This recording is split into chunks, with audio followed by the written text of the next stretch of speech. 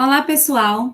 Meu nome é Priscila Camelier, eu sou bióloga, professora da Universidade Federal da Bahia, e eu fui convidada pela comissão organizadora do Biologia Check, Revisões para Arrasar no Enem, esse projeto lindo que já está na sua versão 2.0, para conversar com vocês sobre dois temas que, infelizmente, são temas muito importantes para que a gente discuta quando o assunto é Enem, que são o desmatamento e as queimadas. Eu gostaria de agradecer, antes de mais nada, a comissão organizadora e parabenizar tanto a comissão quanto o programa de pós-graduação em Biodiversidade e Evolução por esse projeto tão bonito que é o Biologia Check. Bom, a primeira pergunta que eu acho que a gente tem que se fazer é o seguinte: por que é tão importante a gente falar sobre esses temas aqui?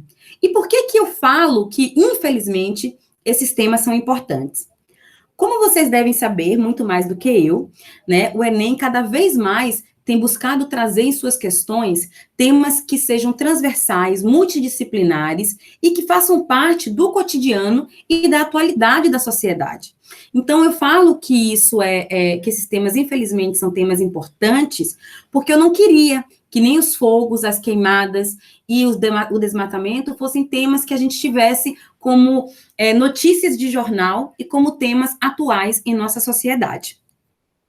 Bom, no Enem, esses dois temas, eles podem aparecer em diversos momentos, tá? Eles podem aparecer em questões multidisciplinares, eles podem aparecer em questões específicas nas áreas de geografia, biologia, nas áreas de atualidades, porque, como eu disse, infelizmente, são temas bem atuais, e eles podem aparecer também como temas da redação. Não diretamente os temas queimadas e desmatamento, mas temas correlatos também podem aparecer como temas da redação. E quando a gente fala, pessoal, tanto de queimadas quanto desmatamento, eu acho que é muito importante que a gente lembre que o nosso país, que o Brasil, ele é um lugar privilegiado em vários aspectos. E quando o assunto é biodiversidade, quando o assunto é mata, quando o assunto é fonte de recursos naturais, a gente certamente está no topo desses privilégios. Nós temos em nosso país locais como a Amazônia, nós temos a Mata Atlântica, e nós temos o Pantanal, por exemplo. Aqui eu trouxe apenas 3, né, dos chamados biomas, domínios que ocorrem em nosso país e que, infelizmente, são afetados de forma direta e indireta, tanto pelas queimadas quanto pelo desmatamento. Então, vamos lá. O que é o desmatamento? Desmatar uma região significa remover de forma total ou parcial a vegetação nativa daquele lugar, ou seja, a vegetação própria, a vegetação que veio daquele lugar. E o desmatamento, embora possa ocorrer de forma natural, ele é causado principalmente pela ação antrópica, ou seja, pela ação do homem, pela ação do ser humano. Na literatura, o conceito de desmatamento também está associado ao conceito de deflorestamento, e hoje ele é considerado um dos maiores problemas ambientais em todo o mundo, não apenas no nosso país. Aí vocês me perguntam, por que a gente desmata? Por que o ser humano desmata a cobertura vegetal das diversas áreas do planeta? Bom, o desmatamento ele está associado primordialmente, diretamente, com a exploração das florestas. Explorar as florestas para a obtenção de frutos, a obtenção de fibras e, especialmente, a obtenção de madeira. E duas causas muito importantes do desflorestamento é a expansão urbana e o agronegócio, certo? O agronegócio, gente, ele é responsável hoje por 80% dos desmatamentos em todo o planeta Terra.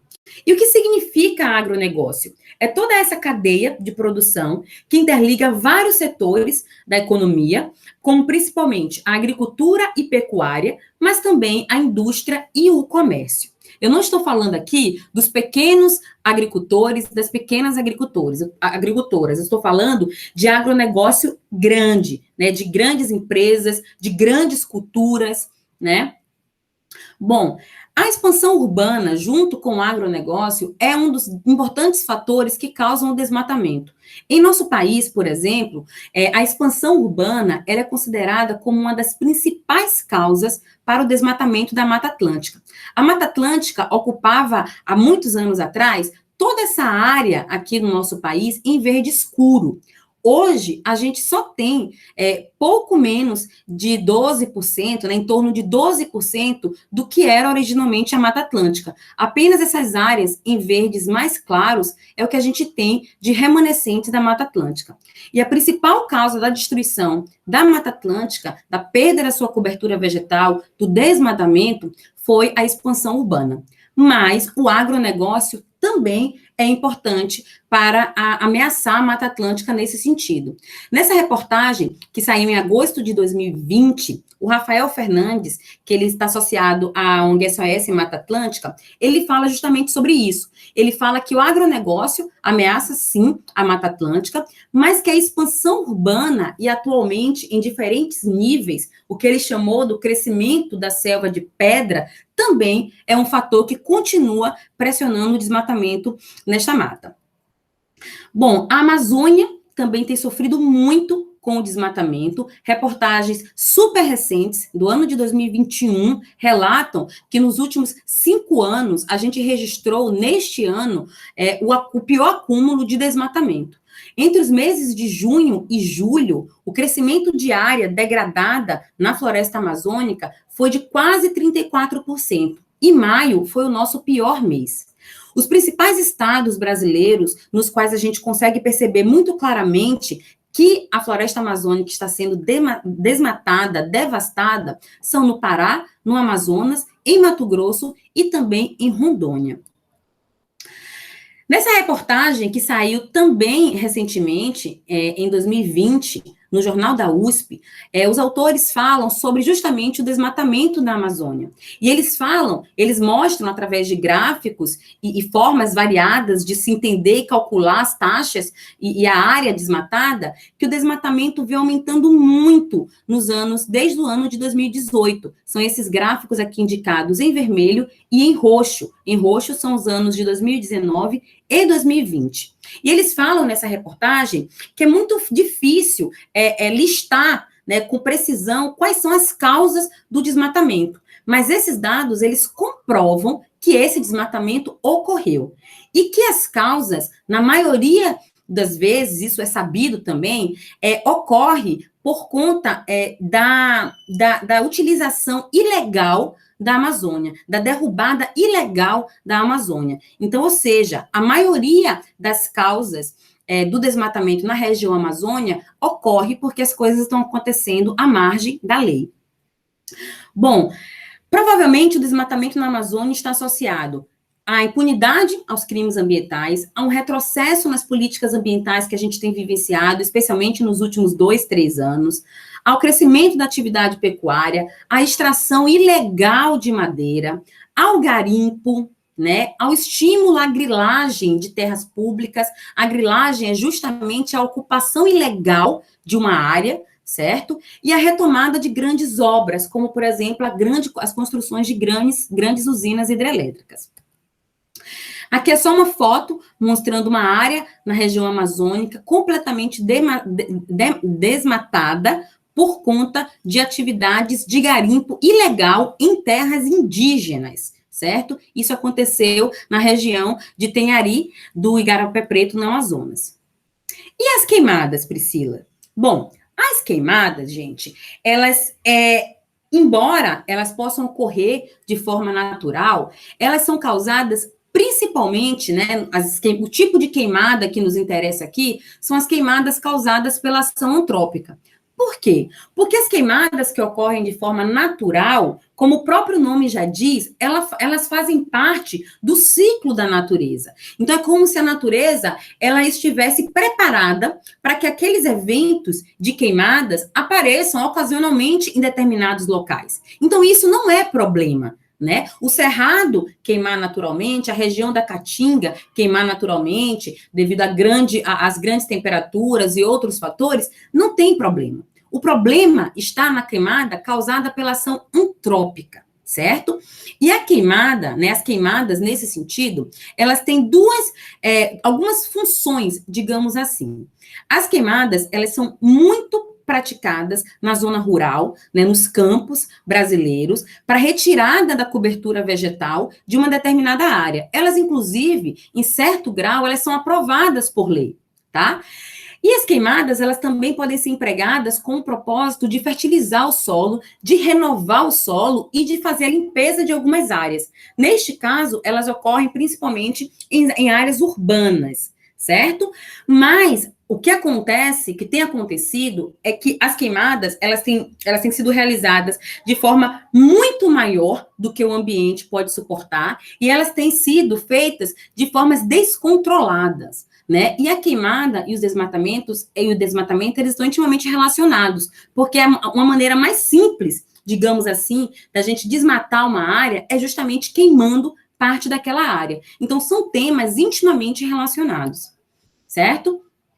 No Brasil, né, embora a prática de queimadas ela seja comum para abertura de áreas, para construção de pastagens, para agropecuária, certo? Ela tem ocorrido, como eu disse, em níveis que o meio ambiente não está conseguindo suportar. E as áreas mais queimadas no Brasil são a Amazônia, o Cerrado, a Mata Atlântica e o Pantanal. E a Amazônia e o Pantanal, especialmente, sofreram muito com as queimadas nos últimos anos. Quando as queimadas, gente, elas se descontrolam, elas são realizadas de forma criminosa, né? Elas viram verdadeiros incêndios. E esses incêndios, eles são considerados crimes ambientais. Como eu falei, nos últimos anos isso tem acontecido bastante, tanto na região amazônica quanto no Pantanal. As reportagens, elas não param de aparecer em todos os jornais do Brasil e do mundo, né? Então, o número de queimadas que aumentou na Amazônia no mês de agosto desse ano, né, é o terceiro maior para o mês em 11 anos. Então, foram mais de 28 mil queimadas, segundo o INPE. Né? Isso, a maior parte delas concentrada no estado do Amazonas. A gente não pode esquecer, gente, que a Amazônia, o Pantanal, a Mata Atlântica, a Caatinga, elas fazem parte do nosso país, elas fazem parte da nossa biodiversidade. A gente tem o dever moral, enquanto sociedade, de preservar esses locais, de evitar que essas ações aconteçam. E as reportagens em relação às queimadas no Pantanal também não param de chegar. Essa semana, inclusive, muitas reportagens, muitas coisas nas redes sociais que a gente tem visto. Né? No ano de 2020, o Pantanal queimou bastante. E no ano de 2021, essa tragédia que já foi anunciada lá atrás, ela continua a acontecer. Então, a área do Pantanal queimada no ano de 2021 é a maior que a média histórica. Então, assim, a gente é como se a área perdida equivalesse a 2 vezes o município do Rio de Janeiro. Cada vez mais, a própria população tem auxiliado a combater, né, essas ações de queimadas e de desmatamento, porque a impressão que a gente tem é que o poder público não está fazendo nada, não está fazendo aquilo que deveria fazer para minimizar esses eventos. É que eu trouxe uma frase que eu acho muito forte, da Lua Benício. A Lua Benício, ela faz parte de um coletivo chamado Xalana Esperança, que é um coletivo que foi fundado por 4 mulheres que estiveram no Pantanal em 2020 e se consternaram, se entristeceram, se desesperaram com a situação que o Pantanal estava vivendo. E quando elas chegaram lá no Pantanal, né, as pessoas diziam, a gente está precisando muito da ajuda do Exército, da ajuda da Força Nacional. E a Lua falou essa frase que eu acho ela muito forte. Nós somos a Força Nacional. Como eu disse, esse foi um coletivo fundado no ano de 2020, né, que tem algumas ações para combater o fogo, para combater as queimadas e para combater também todas as consequências, não só biológicas, mas consequências sociais que essas ações trazem. Que eu destaco a Luciana Leite, que é uma grande amiga, uma amiga querida, que foi a primeira a primeira fundadora, né, da Chalana Esperança, quando ela viajou para o Pantanal para comemorar aniversário de casamento, e o Pantanal que ela encontrou não foi o Pantanal dos sonhos, né, foi um Pantanal de desespero, foi um Pantanal de destruição. Bom, aí eu trago aqui para vocês algumas consequências das queimadas e dos desmatamentos, pensando em biologia mais diretamente, certo?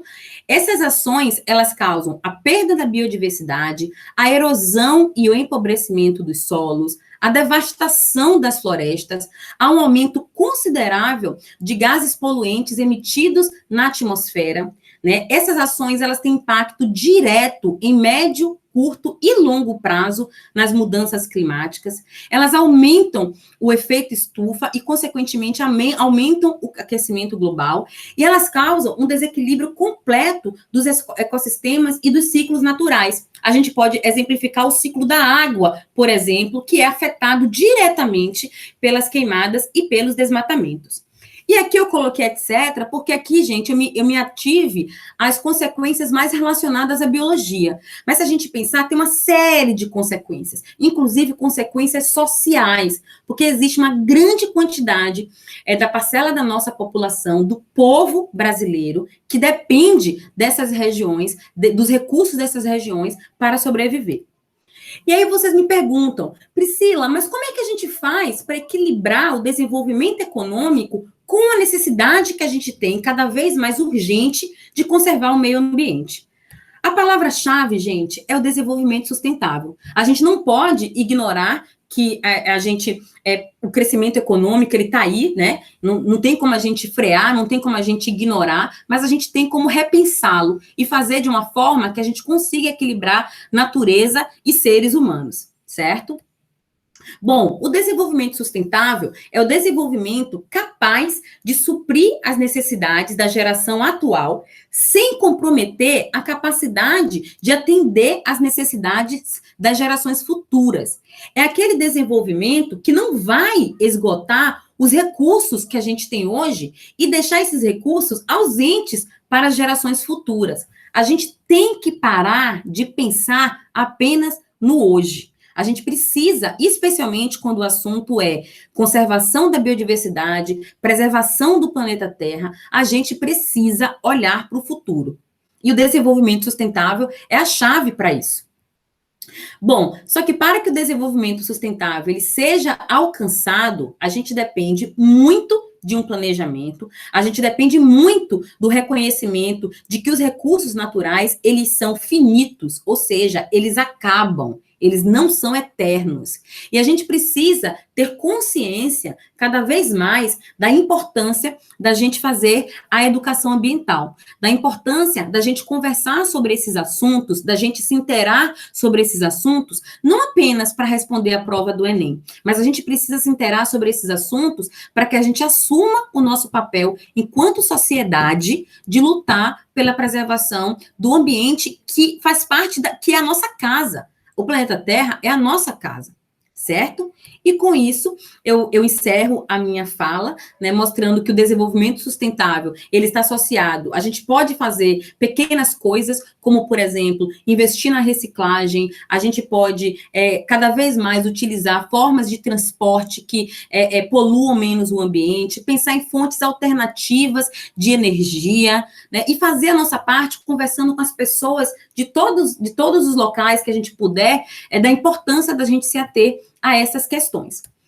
E com isso, então, eu gostaria de deixar aqui meu muito obrigada à comissão organizadora do Biologia Check. Eu gostaria de agradecer e parabenizar também ao programa de pós-graduação em Biodiversidade e Evolução da Universidade Federal da Bahia, de agradecer o apoio do Museu de História Natural da Bahia a este projeto, de agradecer o apoio da Pró-Reitoria de Extensão também da Universidade Federal da Bahia por apoiar este projeto. E, por fim, e mais importante, eu gostaria de desejar a todos e todas vocês uma excelente prova no Enem, que vocês, de fato, possam arrasar no exame, e eu espero, para aquelas pessoas que quiserem fazer biologia, que a gente se encontre pelos corredores do nosso instituto. É isso, pessoal. Muito obrigada.